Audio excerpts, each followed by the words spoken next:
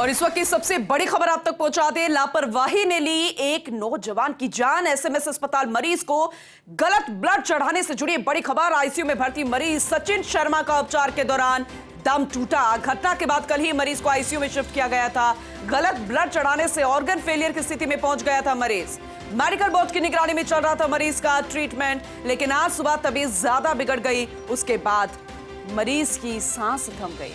इससे ज्यादा बुरी खबर कोई नहीं हो सकती। अस्पताल जहां पर आप सही होने के लिए जाते हैं, आपका स्वास्थ्य ठीक करने के लिए जाते हैं, एक्सीडेंट हो गया तो भी आप स्वस्थ होने के लिए जाते हैं, लेकिन वहां पर इतनी बड़ी लापरवाही, वहां पर मरीज के साथ इतनी बड़ी लापरवाही, गलत ब्लड चढ़ा दिया और उसके बाद उस युवक की जान चली गई। वरिष्ठ योगी विकास शर्मा हमारे साथ जुड़ चुके हैं, विस्तार से उनसे समझने की कोशिश करेंगे पूरे मामले को।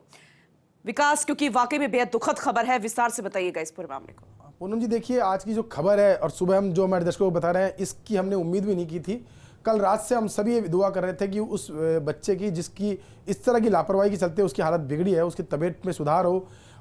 एसएमएस अस्पताल प्रशासन ने भी जैसे ये पूरा घटनाक्रम सामने आया उसके बाद में मेडिकल बोर्ड का गठन किया गया था, जांच कमेटी का गठन किया गया था और पूरी रात भर से जो मेडिकल बोर्ड के डॉक्टर्स हैं उन्होंने हर संभव प्रयास किया कि कैसे भी करके उसको खतरे से बाहर निकाला जाए। उसका डायलिसिस शुरू किया गया था, लेकिन जिस तरह की लापरवाही जो हुई है, निश्चित तौर पर मुझे लगता है कि ऐसी लापरवाही अस्पताल के अंदर जो हुई है वो क्षमा योग्य नहीं है। एक युवक अस्पताल में आता है, इलाज कराने आता है, एक्सीडेंट केस के अंदर आता है और इस उम्मीद से उसको लाया जाता है कि यहाँ पर उसको जिंदगी मिलेगी, लेकिन यहाँ पर उसको परोस दी गई मौत। और मौत भी किस तरह से परोसी गई, एक लापरवाही के चलते। वार्ड बॉय जो कि जिनके जिम्मे होता है कि साफ सफाई का काम, वहाँ की व्यवस्थाओं का काम, उसने ब्लड जो है सैंपल ले करके और वो दे दिया और दे करके और उस ब्लड को दूसरे चढ़ा दिया गया। 2 ब्लड चढ़ा दिया। अगर ये पूरा मामला परसों रात का है जिसमें कि O पॉजिटिव जो ब्लड ग्रुप था, AB पॉजिटिव जो ब्लड है वो उसको चढ़ा दिया गया था। जब इसका पता भी जब चला, जब दोबारा से उसकी इन्वेस्टिगेशन हुई तो पता चला कि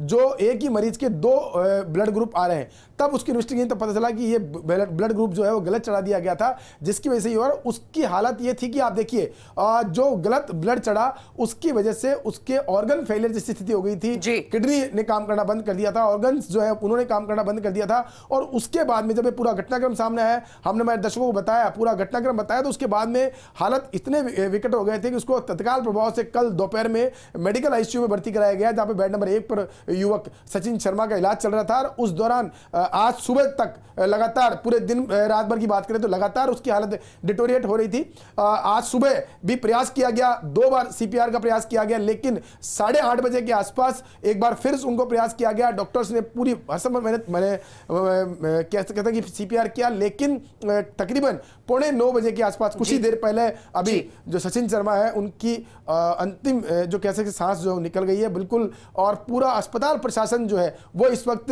मेडिकल आईसीयू मौजूद है। अस्पताल में जो उनके परिजन हैं उनको ढाढ़स बंधाया जा रहा है, लेकिन निश्चित तौर पर देखिए हम इसमें अगर प्रशासनिक अधिकारियों की बात करें, जो उच्चाधिकारी की बात करें, तो ऐसा है कि उनकी गलती निकालना बहुत सामान्य बात है। लेकिन अभी हमको चिंता वाली बात है कि इस विकास सिस्टम में चिंता ऐसा क्या के है? साथ साथ लेकिन डराने वाली खबर है।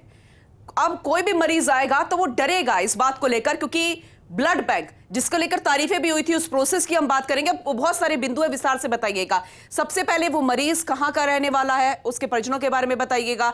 दूसरा, ये क्या उसकी क्रिटिकल कोई इतनी सिचुएशन थी, वो ठीक हो रहा था, कितने दिन उसको और एडमिट होना था, और ब्लड बैंक का प्रोसेस क्या है। इतनी बड़ी मानवीय भूल बोले या टेक्निकल भूले कैसे हो सकती है? पूनम देखिए, आप जो उसको मानवीय भूल है वो कहीं नहीं कही जा सकती है। निश्चित तौर पर लापरवाही है, और लापरवाही किस लेवल पे है उसका मैं आपको बताता हूं कि एसएमएस अस्पताल और एसएमएस अस्पताल से अटैच ट्रॉमा सेंटर, यहां पर जो मरीजों के प्रति गंभीरता बरतने की बात होती है, उनकी प्रति संवेदना की बात होती है, वो बहुत कम। स्टाफ ने तो ये मान के चलते हैं कि एक रूटीन प्रोसेस की तरह मरीज को ट्रीट किया जाता है। वहां पे जनरल वार्ड के अंदर, चाहे आईसीयू वार्ड के अंदर जो बिहेवियर होता है वो उनका किस तरह का होता है, एक तुगलक की फरमान जैसा कि अगर जांच करनी है तो कर देंगे, नहीं करनी है तो नहीं करेंगे, फिर चाहे आप किसी से कुछ कह दीजिए।